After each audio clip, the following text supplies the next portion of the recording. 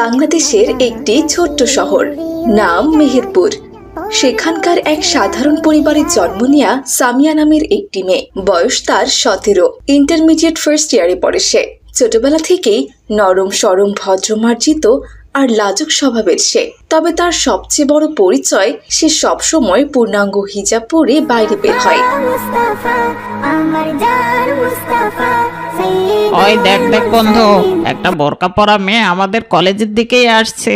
আরে এ কি অবস্থা? আমাদের কলেজে আবার কবে থেকে বোরখা পরা অ্যালাউ করলো? হ্যাঁ, না না, কলেজে তো কাউকে বোরখা পরে ঢুকতে দেওয়া যাবে না। তাহলে তো আমরা আর সুন্দরী মেয়ে দেখতে পারবো না বন্ধু।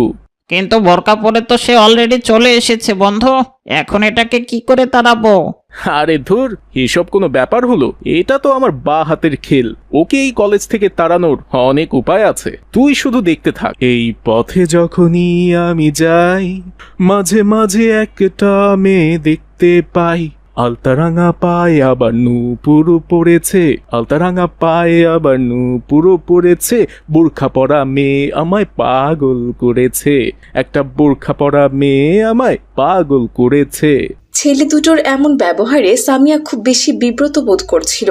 এই হিজাব বোরখা যেন তার জীবনে সবচেয়ে বড় পরীক্ষা হয়ে দাঁড়িয়েছে। এই বোরখাওয়ালি, শোন, এদিকে আয়।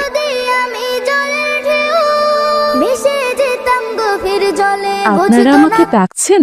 হ্যাঁ হ্যাঁ, তোকেই ডাকছি। এই কলেজে বোরখা পরা তুই ছাড়া আর কেউ নেই। বোরখা পরা মাত্র এক পিস তুইই আছিস। এদিকে আয়, আয় বলছি। আসসালামু আলাইকুম। জি বলুন, কি বলবেন? তুই বোরখা পরে আমাদের কলেজে এসেছিস কেন? তুই জানিস না আমাদের এই কলেজে বোরখা পরা নিষিদ্ধ? আপনি এসব কি বলছেন? বোরকা পরা এই কলেজে নিষিদ্ধ হতে যাবে কেন? আমি তো কলেজের কোনো রুলসে দেখলাম না যে বোরকা নিষেধ করা হয়েছে।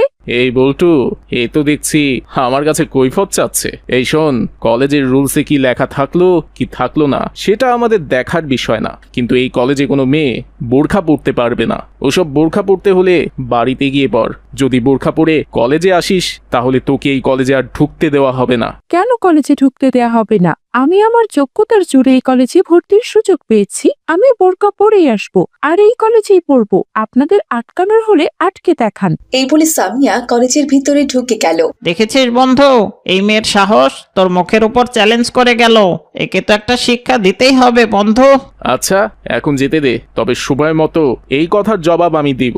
আর ওকে আমি বুঝিয়ে দিব যে এই বুলেটের মুখের উপর এরকম কথা বলে ও কত বড় অন্যায় কাজ করে ফেলেছে। এরপর সামিয়া ক্লাসরুমে চলে গেল।